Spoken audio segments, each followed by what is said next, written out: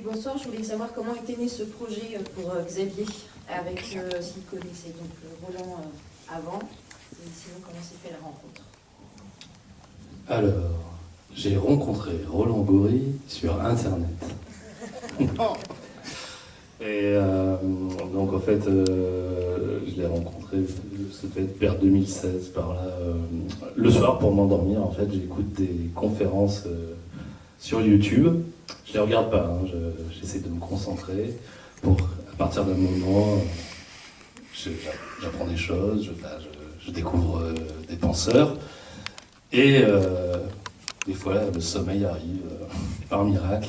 Et ce soir-là, je ne sais plus ce que j'écoutais, mais en tout cas, le sommeil n'était pas arrivé. Et un algorithme, donc sur YouTube, a trouvé une conférence de Roland Goury qui s'appelle La fabrique des imposteurs, qui est sa conférence la plus vue de loin sur elle, presque 2 millions de fois, parce qu'on adore les chiffres. Et donc ça a été vraiment une grande découverte. Je n'avais jamais entendu parler de lui, ni de l'appel des appels. Voilà, c'était une vraie rencontre d'un penseur. Son engagement, la façon dont il manie l'humour aussi pour amener à nous faire réfléchir. Je me suis habillé, j'ai pris le train pour Marseille, je suis allé frapper à sa porte, il m'a ouvert. Non, c'est pas vrai. Ça a duré un peu de temps quand même. Puis un jour, je vois qu'il vient à Paris présenter un film dans lequel il n'intervient pas, mais il vient débattre avec le public sur un film qui s'appelle Dans le ventre de l'hôpital. C'est un très bon film d'ailleurs, qui est passé à la télé. Et donc dans ce film, ça se passe à l'hôpital Saint-Louis à Paris. Le réalisateur a filmé pendant 1 an l'équipe des chirurgiens, les infirmières, et on les voit, ils doivent travailler de plus en plus vite, tout est un peu calculé, et puis ils n'arrêtent pas de craquer, de s'engueuler pendant les opérations. Puis donc il y a un des chirurgiens qui dit voilà, ce métier c'était vraiment une passion, mais maintenant je viens ici la boule au ventre, j'ai plus envie. Je m'engueule avec l'infirmière alors que je l'aime bien. On va demander une réunion à l'équipe managériale pour leur en parler. Donc la réunion a lieu, la manager en chef arrive et leur dit vous êtes performant à 89%, faudrait passer à 94%. Et ils disent oui, mais c'est pas pour ça, on voulait parler d'autre chose. Non, la réunion est terminée. Et franchement, elle se lève, elle part. Donc voilà. Donc à la fin, je suis allé voir Roland Goury. Je lui ai dit voilà, j'ai envie de faire un film sur vous. Je vous ai amené des DVD de mes anciens films pour que vous voyez ce que j'ai fait jusqu'à présent. Donc il m'a dit échangeons nos numéros de téléphone. Alors c'était en décembre, donc il m'a dit et on s'appelle en début d'année. Et donc on a commencé à se voir plusieurs fois, je lui ai expliqué ce que je voulais faire, puis on a parlé. Et un jour il me dit, voilà j'ai 4 jours, venez. Donc qu'est-ce que je fais? J'avais 15 jours pour trouver une équipe et tout, donc j'ai trouvé une équipe et on est parti à Marseille, le filmer, puis après dans le même laps de temps, filmer les autres personnes qu'il y a dans le film et un tout petit peu plus tard, la conférence dans laquelle il intervient et il fait ses 2 blagues.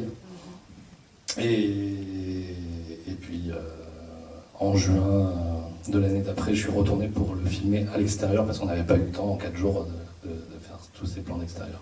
Merci beaucoup pour cette projection, représentation. Je voulais juste mettre l'accent sur l'écoute qui est abordée dans ce film que Roland Goury met en avant. Justement, Serge Klopp, je voulais préciser, quand vous parlez de la psychanalyse tout au début de votre intervention, vous avez dit que ça ne servait à rien. Non, en fait, Roland Goury dit qu'elle n'a pas de but. En fait, s'il y a bien une chose à quoi elle sert, c'est l'écoute. Écouter l'autre, prendre le temps de cette écoute, suspendre le temps, c'est comme ça que votre film démarre. Parce que si on ne prend pas ce temps d'écouter l'autre, on n'invite pas l'autre à s'écouter soi-même. Et en fin de compte, c'est ça qui est un petit peu ce qui manque. On ne veut pas de manque, mais là, ce qui manque, c'est ça. C'est on n'écoute plus l'autre. Et l'exemple que vous donnez du premier film, là, dans le ventre de l'hôpital, on voit bien qu'il n'y a pas d'écoute. C'est bouché, c'est fermé.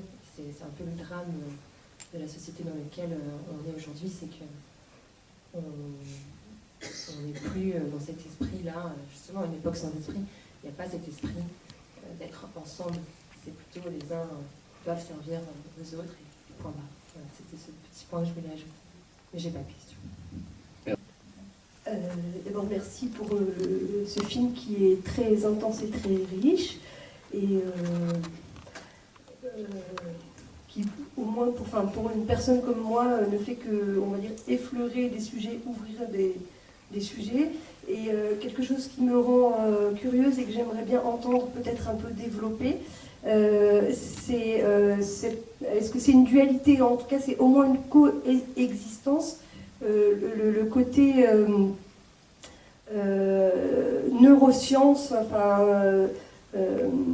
neurosciences, neuropsychiatrie, et avec, oui, peut-être un duel avec la psychanalyse. Alors ce serait peut-être les neurosciences mis aujourd'hui au service de l'efficience et de l'efficacité. Je pense évidemment au domaine des soins, mais aussi au domaine de l'éducation, quand on évoque les thèses notamment de Stanislas Dehaene, et donc l'utilisation, ou du moins la manière dont on s'en approprie les personnes qui élaborent les programmes et on va dire qui font les injonctions scolaires, je dirais. Et de l'autre côté, la psychanalyse qui, à ce que je comprends, se placerait plutôt du côté de la personne en tant qu'elle-même. Est-ce que ça peut être un peu éclairé voilà. C'est quelque chose de très important. Notamment, l'année dernière, au niveau du printemps de la psychiatrie, on avait organisé à Paris des assises du soin psychique. Et je m'étais un peu bagarré, j'avais tenu à ce qu'un des ateliers soit sur,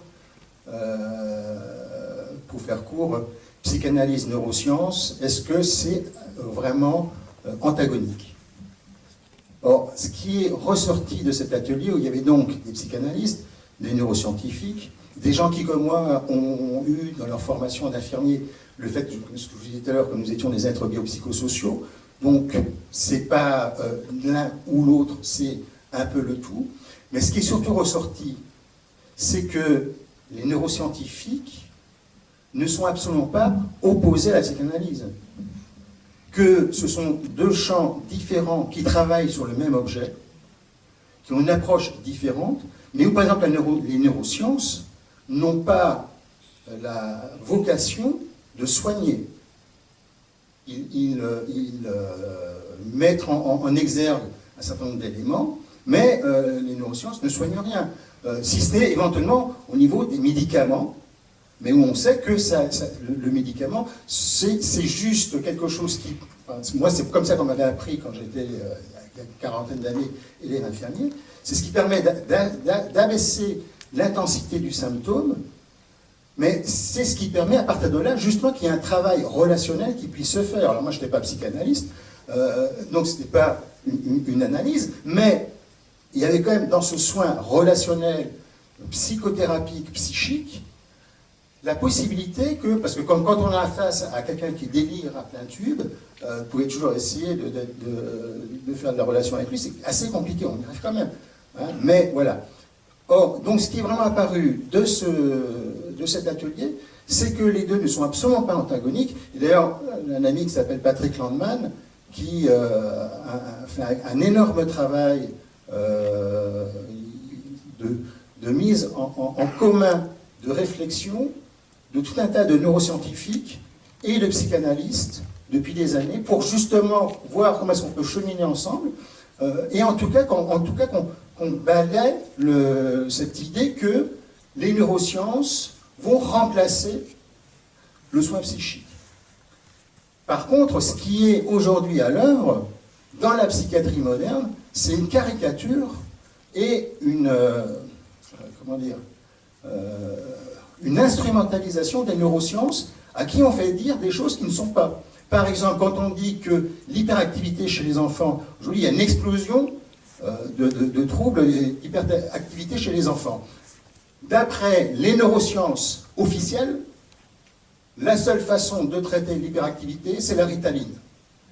Et maintenant, il y a une formule adulte, donc ça va être la Ritaline à vie. Peu importe pourquoi l'enfant est hyperactif. Alors que ça peut être parce qu'il est trop soumis aux écrans, et que donc, c'est pas la Ritaline qui va régler ça. Si on n'aide pas l'enfant à être moins soumis aux écrans, eh ben, il va continuer à être hyperactif. Et on sait en plus que les médicaments en général, au bout d'un certain temps, n'agissent pratiquement plus. Donc c'est toutes ces questions-là qu'il s'agit de remettre en question, mais où dans la psychiatrie moderne, il en est hors de question d'en discuter. Il y a un rapport qui vient de sortir là, qui s'inquiète beaucoup du fait que au niveau des enfants, il y a une explosion des enfants qui sont sous médicaments, sous neuroleptiques ou antidépresseurs.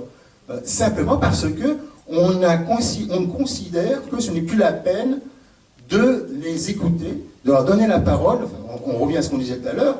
Hein, et dernier point sur lequel, puis je vais être trop long, mais pour faire le lien aussi à ce que tu disais sur Parcoursup. Aujourd'hui, pour les élèves, les étudiants en soins infirmiers, on a supprimé le concours d'entrée. Donc, les étudiants en soins infirmiers aujourd'hui sont sélectionnés par Parcoursup. Mais vous savez que pour Parcoursup, on a plusieurs choix, et c'est un des choix qui va déterminer, dans le meilleur des cas, parce que parfois ça va être hors choix, mais qui va déterminer là où vous allez aller. Donc aujourd'hui, on a dans les instituts de formation de soins infirmiers une multitude de jeunes qui sont là simplement parce qu'ils ne savaient pas quoi mettre comme croix, et qui sont là par défaut.